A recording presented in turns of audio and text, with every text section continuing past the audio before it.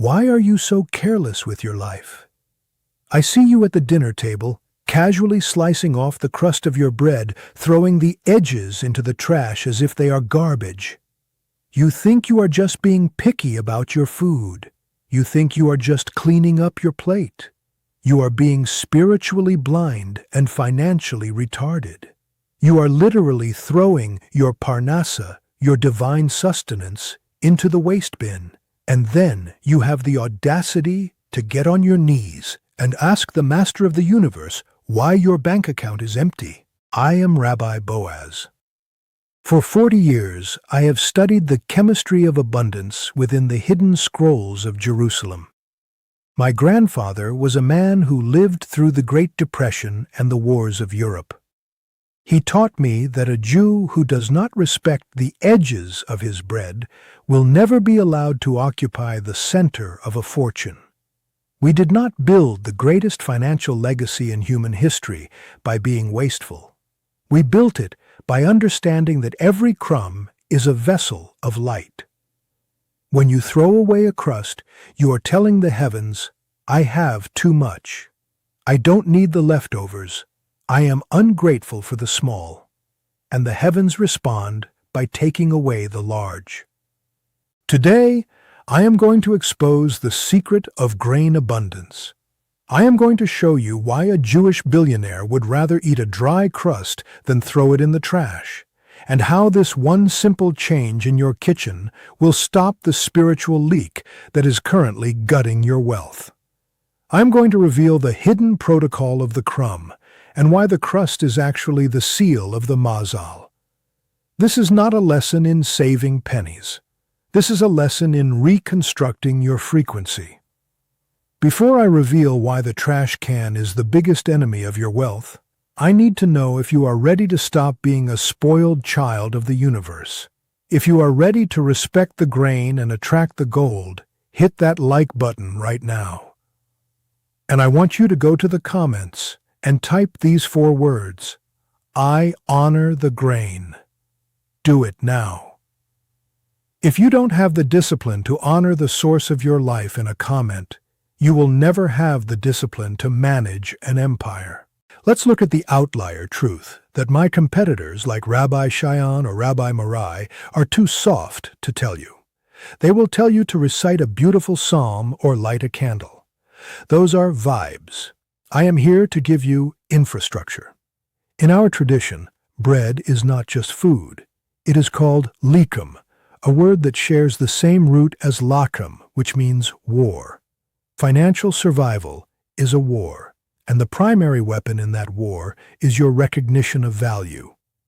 There is a principle in our law called Baal Tashid, the prohibition against destruction and waste. Most people think this means don't burn down a forest. They are being simple-minded. The deeper Kabbalistic meaning is that everything in this physical world contains sparks of holiness. These sparks are trapped in the crusts of reality. In the Kabbalah, the crust of the bread represents the klipa, the shell. But here is the secret that the billionaires know. The shell is what protects the fruit. Without the crust, the bread dries out and rots. Without the discipline of the edges, your wealth has no boundary. When you throw away the crust, you are spiritually breaking the seal of your container. You are telling the universe that you want the soft center, the easy money, without the hard edges, the discipline and the protection. The universe does not work that way. If you reject the edges, the center will eventually leak out. Let me tell you about a man named Mendel. Mendel was a brilliant software engineer. He was making $300,000 a year, but by the 25th of every month, he was broke. He had no savings, his credit cards were maxed, and he was constantly in a state of financial panic. He came to me and said, "Rabbi, I make a lot of money. Where does it go?" I didn't look at his bank statements. I went to his house for dinner. I watched him eat a sandwich. He cut off the crusts and threw them in the trash without a second thought. I stopped him and said, "Mendel, there is your $300,000. It's in the garbage." He laughed. He said, "Rabbi, It's just a piece of bread. I told him, Mendel, you are dumb with your symbols. If you treat the edges of your food as garbage, you will treat the edges of your budget as garbage. You have no boundary in your spirit, so you have no boundary in your bank account. You are a leaking vessel. Every step you take toward wealth is neutralized by your spiritual wastefulness. I made him perform the grain protocol for 30 days. He had to eat every crumb. He had to stop throwing away the ends of the loaf. Within 1 month, his mindset of lack began to dissolve. For the first time in 5 years, he had a surplus at the end of the month. He didn't get a raise. He stopped the internal leak. He repaired his mazel architecture starting at the dinner table. You see, the master of the universe is an efficient accountant. He does not give more to those who waste less. He gives maximum to those who show maximum stewardship. Think about the miracle of the feeding of the 5,000 that even the nations talk about. After the meal was over, what was the command? Gather up the fragments that remain, that nothing be lost. Even when there was infinite abundance, the command was, do not waste the crumbs. Why? Because the crumb is the seed of the next miracle. If you destroy the remnants of your current blessing, you are aborting your future provision. I am done watching you be lazy with your gratitude. You buy a loaf of bread for $5, you eat the middle, and you throw away the edges. You are effectively saying that 20% of God's gift to you is trash. You are insulting the baker. In the ancient temple, the showbread, the lechem hapanim, stayed on the golden table for an entire week. It was holy. It was respected. It was the source of parnassa for the whole world. The sages say that as long as the bread was on the table, there was no hunger in Israel. Your kitchen table is a micro-altar of that temple table. When you allow crumbs to be swept into the trash, or when you treat the end of the loaf as something to be discarded, you are desecrating your altar. You are inviting the spirit of poverty to dine with you. Here is the household code for grain abundance. 1. Never throw bread into the trash can. If it is truly inedible, it must be disposed of with honor, fed to birds or placed in a separate bag, never mixed with filth. 2. The end of the loaf is the most potent part. It is called the rosh, the head. He who eats the head of the bread positions himself to be the head of his industry. 3. Every crumb on the table must be gathered. Most of you are too sophisticated for this. You think you are above worrying about crumbs. That is why you are below the level of wealth you desire. The billionaire is meticulous. The beggar is sloppy. Which one are you? The reason your mazal is stagnant is that you have a broken connection to the small things. You are waiting for a big opportunity while you are failing the small test every single meal. This grain leak is just one of the many physical errors I expose in my blueprint. I am talking about the mazal reconstruction. If you think that your financial problems are just about math, you are being stupid. Your problems are about vessels. In the Mazal Reconstruction ebook, I give you the full table protocol. I show you the 7 silent leaks in your kitchen that are currently repelling the angels of provision. I reveal the midnight bread ritual, the specific way to use a piece of grain to shatter a debt curse that was placed on your family 3 generations ago. I give you the hierarchy of the loaf, exactly who should be served first at your table to ensure the abundance flow stays in your house and doesn't follow your guests out the door. The link is in the description. Stop being a wasteful amateur and start being a master of the remnant. If you won't spend a few dollars to learn the laws of the vessel, then keep throwing your money in the trash along with your bread crusts. I have no time for people who value their convenience more than their covenant. Now let us descend into the spiritual physics of the crumb. Most of you are living in a state of information poverty. You look at a crumb on your table and you see a nuisance. You see something to be wiped away and forgotten. You are being dumb about the nature of reality.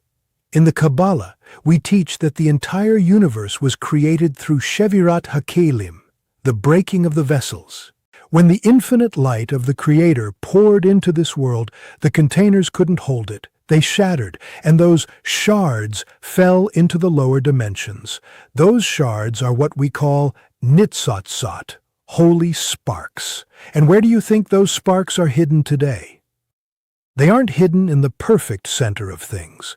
They are trapped in the fragments. They are hidden in the remnants. They are waiting for a person with spiritual intelligence to gather them up and elevate them back to their source.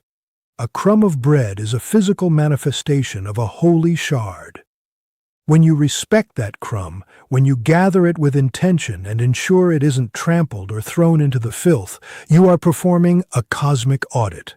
You are telling the heavenly court, I see the value in the fragments. I am a master of the details. I am a gatherer of light. The Jewish billionaires you envy are masters of the shard. In business, they don't just look at the big deal. They look at the residuals. They look at the waste streams. They look at the 1% that everyone else ignores. They understand that a fortune is not built from a single block of gold. It is built from a billion grains of sand that have been properly ordered. If you cannot order the crumbs on your kitchen table, you will never be allowed to order the assets of a corporation. I am going to get even more aggressive with you now. You have been lazy with your speech in the very place where your parnassa is birthed. You need to identify the 3 kitchen words that act as a financial poison every time they are uttered near your food. Word number 1, leftovers. I don't want the leftovers. We're just having leftovers tonight. Stop using the word leftovers. The moment you label food as a leftover, you are devaluing the mercy that provided it. You are telling your subconscious that this food is secondary. It is degraded. It is less than. In the language of abundance, there are no leftovers. There is only reserved provision. When you call it leftovers, you are signaling to your mazal that you are ready for old energy. You are programming your mind to accept second-hand success. A billionaire never eats leftovers. He consumes stored capital. He treats the meal of Tuesday with the same reverence as the meal of Monday. If you treat your reserved provision with disgust, the universe will ensure that your future provision is cut off. You are cursing your own storehouse. Word number 2, trash. Just throw it in the trash. That's trash now. When you call a piece of bread trash before it has been spiritually released, you are committing a breach of covenant. In our tradition, bread has a soul. It has fulfilled its mission by appearing on your table. If it is still edible, even if it is just a crust, it is holy. When you label it trash, you are projecting the frequency of worthlessness onto the very thing that sustains your life. That frequency doesn't stay in the trash can. It reflects back into your self-worth. This is why many of you feel like trash when you look at your bank account. You have spent years calling your sustenance by an unholy name, and now your sustenance is responding in kind. A Jewish billionaire never calls anything trash until he has extracted every ounce of value from it. If you are trash-minded, you will be trash-funded. Word number 3, gross. The crust is gross. This bread is gross now. When you use the word gross to describe the texture or the edges of your bread, you are rejecting the gevura, the discipline, of the Creator. The crust is hard because it is meant to protect. It represents the boundaries of the world. By calling it gross, you are telling the universe that you hate hard things. You are saying that you only want the soft, easy, sweet parts of life. But wealth is not soft. Wealth is built on hard decisions, hard discipline, and hard edges. If you cannot stomach the hardness of a bread crust, you will never have the stomach for a multi-million-dollar risk. You are being spiritually weak. You are rejecting the shell, and then wondering why your fruit keeps getting stolen by the birds of the air. Listen to me. If your kitchen is currently a battlefield of complaints, you need to silence the room tonight. You must reconstruct your relationship with the grain before you can ever hope to see a harvest of gold. This is exactly why I put together the Mazal Reconstruction. I see so many of you watching my competitors, like Rabbi Cheyenne, and getting inspired by his gentle stories. Inspiration is for amateurs. Reconstruction is for architects. You don't need a story. You need a system. In the Mazal Reconstruction ebook, I give you the kitchen altar reset. I show you the 7 sacred placements, exactly where to keep your bread, your salt, and your water to ensure the triad of inflow is never broken. If your bread is kept near the exit of your house, your money is literally walking out the door every night. I reveal the crust covenant ritual, the specific way to eat the rosh, the head, of the bread to trigger a promotion in your job within 7 days. This is high-frequency technology that hasn't been shared in 1,000 years. I give you the debt erasure lettering, how to write your debts on a piece of parchment and bury them inside a piece of dough to leaven them away from your life. The link is in the description. Stop being a financial child and start being a pillar of your lineage. If you won't invest the price of a sandwich into the manual of your soul, then stay hungry. I have no time for people who are cheap with their own salvation. Click the link, get the book, and read the Law of the Crumb chapter before you eat your next meal. Let's talk about the ritual of the gathered fragment. My grandfather taught me that to heal a leaking mazal, you must perform a physical act of collection. Tonight, after your meal, do not use a sponge or a cloth to wipe the crumbs into the sink. You are going to use your right hand, the hand of chesed, mercy. You are going to gather every single crumb on your table into a small pile. As you gather them, you must visualize these crumbs as data packets of wealth. Visualize them as the shattered fragments of your past failures coming back together to form a new vessel. Say these words out loud. I gather the sparks. I respect the remnants. Nothing is lost. Nothing is wasted. I am the master of the small, and therefore I am the heir to the large. My table is an altar. My mazal is whole. Take those gathered crumbs and place them on a piece of white paper. Fold the paper toward you 3 times. Tomorrow morning, take those crumbs outside and place them in a safe spot for the birds. By doing this, you are circulating the light. You are taking the waste of your table and turning it into the provision of another creature. You are plugging the leak in your financial universe. Now we reach the deepest level of this architecture. I want to talk to you about the secret of the end of the loaf. Most of you call it the heel. You call it the end piece. And because your mind is programmed for ends and exits, you treat this piece with the least amount of respect. You leave it in the bag until it gets moldy. You use it as a buffer to keep the good bread soft, and then you throw it away when the loaf is finished. You are being spiritually blind. In the Holy Tongue, the end of the loaf is not called the heel. It is called the rosh, the head. Why is it the head? Because in the spiritual dimensions, the last is always the first. The end of a thought is the beginning of an action. When you look at a loaf of bread, the rosh is the part that was formed first in the oven. It is the part that carries the most heat. It is the part that has the most structure. In the Kabbalah, the rosh represents the keter, the crown of your mazal. When you avoid the end of the loaf, or when you treat it as an inferior piece of bread, you are telling the master of the universe, I am afraid of the head. I am afraid of leadership. I am afraid of the crown.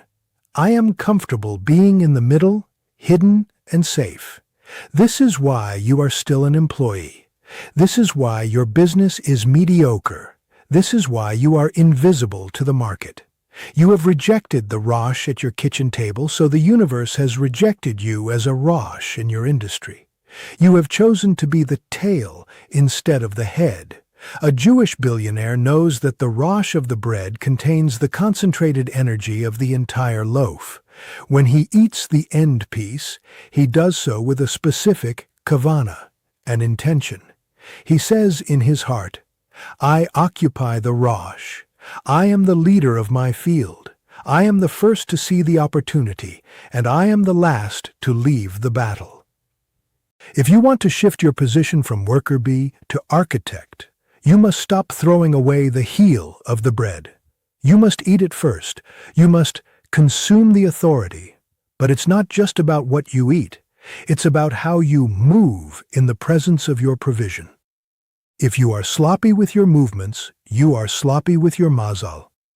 I am going to give you the 3 household gestures that act as magnets for Parnassa. If you do not perform these, your kitchen will remain a stagnant well. Gesture number 1, the 2-handed reception. When you buy bread or when someone passes you a piece of bread at the table, how do you take it? Most of you grab it with one hand like a scavenger, while your other hand is busy scrolling through your phone.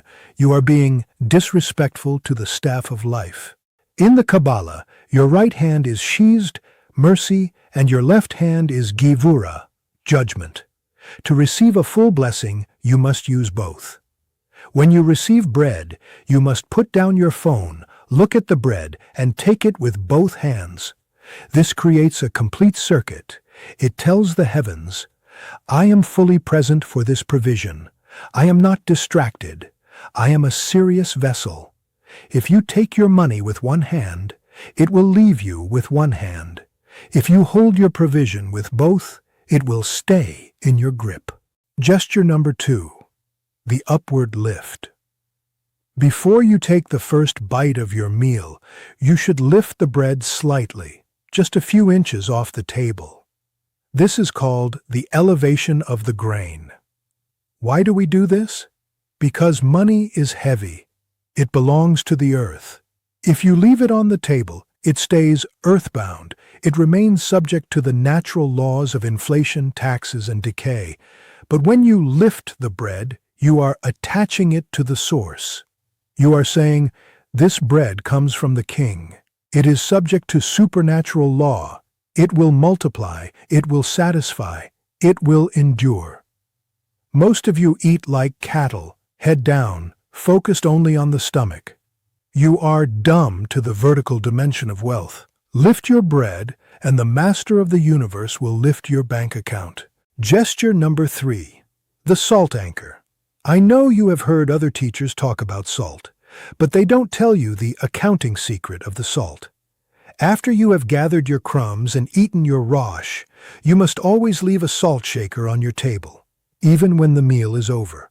The Talmud says that a table that has no salt on it is a table that has no protection. Salt is the preservative. It represents the stability of your wealth. When you leave salt on the table, you are telling the spiritual thieves, "The covenant is here. The boundaries are set. This house is seasoned with discipline." If your table is bare, if you clear everything away and leave only a cold, empty surface, you are signaling vacancy to the spirit of lack. You are inviting the empty vessel energy back into your house. Keep the salt as an anchor. Let it guard your kitchen while you sleep. Now look at me. I have given you the code of the crumb, the protocol of the rosh, and the gestures of the vessel. You have received a masterclass in macroeconomics hidden within a piece of bread. But I am going to tell you the hard truth as we close this session. You are still a poverty specialist. You are an expert in not having. You have spent years practicing lack, practicing waste, and practicing complaining. You cannot expect a 30-minute video to override 20 years of cursed programming. You are like a man who has a seed but no soil. You have the information, but your internal earth, your subconscious mind and your spiritual DNA is currently toxic. The Mazal Reconstruction ebook is the soil treatment. I see you. You are hesitating. You are wondering if you should spend the $20 on the book. This is the crumbling mindset I am talking about. You will spend $20 on a digital subscription to a movie that you will forget in 2 hours. But you won't spend it on the manual that will teach you how to never be worried about money again. You are prioritizing your entertainment over your existence. And that is exactly why you are still where you are. In the Mazal Reconstruction, I don't give you tips. I give you surgery. I show you the names of the 72 hours, exactly which hour of the day is governed by the angel of the grain, and when you should conduct your most important business meetings. If you meet during the hour of the chaff, you will only get the husks of the deal. I reveal the bloodline audit, how to see if your financial block is a result of your father's wastefulness, and the specific midnight ritual to reinscribe your own name in the Book of Abundance. I give you the Maaser Vault strategy, exactly how to label your tithe money so it acts as a guardian for your primary assets. If you don't do this, your giving is just a donation. When you do it my way, it is an investment in the throne. The link is in the description. The link is pinned in the first comment. If you are too cheap to reconstruct your life, then stop watching my channel. Go back to the soft rabbis who will tell you it's okay to be poor. I am here for the remnant. I am here for the architects. I am here for the people who are ready to occupy the Rosh. Get the book tonight. Read the Covenant of the CRUMBS chapter immediately. It will explain why your small decisions have been killing your big results. Tomorrow morning, when you sit down to your breakfast, remember what you learned today. Do not slice off the edges. Do not throw the crust in the trash. Gather the fragments. Occupy the Rosh. Respect the grain, and the gold will respect you. Go to the comments right now. Type, "I am the master of my vessel." Let the accusers in the spiritual realm know that the leaks are closed, and then click the link. Your reconstruction is the only thing that can protect you from the coming economic judgment. I am Rabbi Boaz. The table is set. The choice is yours. Shalom.